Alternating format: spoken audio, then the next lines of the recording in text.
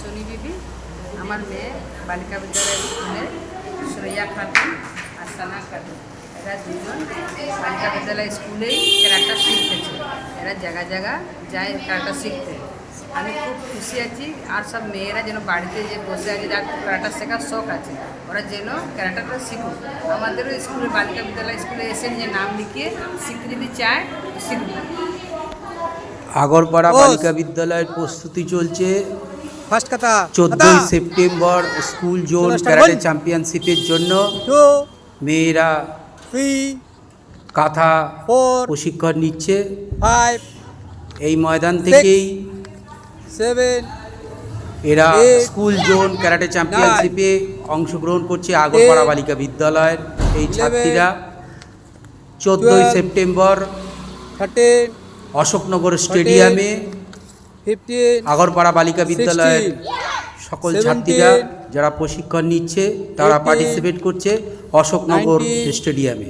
আরও বিভিন্ন স্কুলের ছাত্রছাত্রীরা 14ই সেপ্টেম্বর স্কুল জোন ক্যারাটে চ্যাম্পিয়নশিপে অংশ নেবে। আমরা বলেছিলাম যে বুধবার, কাল বুধবার ছিল, আজ বৃহস্পতিবার। আজ আমরা এই ভিডিওর মাধ্যমে আপনাদের কাছে পৌঁছে দিতে চাই যে আগরপাড়া বালিকা বিদ্যালয়ের ক্যারাটে প্রশিক্ষণ হয় ড্রাগন মার্শাল আর্ট একাডেমির পক্ষ থেকে।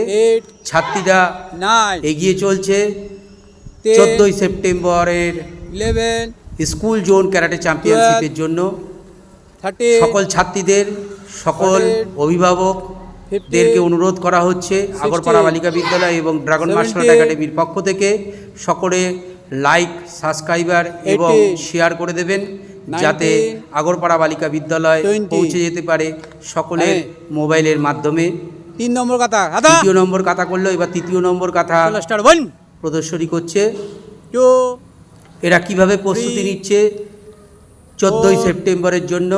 5 স্কুলে মাঠ প্রাঙ্গণে ক্যারাটে প্রশিক্ষণ চলে, ছাত্রীরা প্রশিক্ষণ নিচ্ছে। 10 তারা 14ই সেপ্টেম্বরের জন্য প্রস্তুতি নিচ্ছে। সকলকে একই কথা বলবো, লাইক সাবস্ক্রাইবার করবেন আমাদের চ্যানেলটিকে।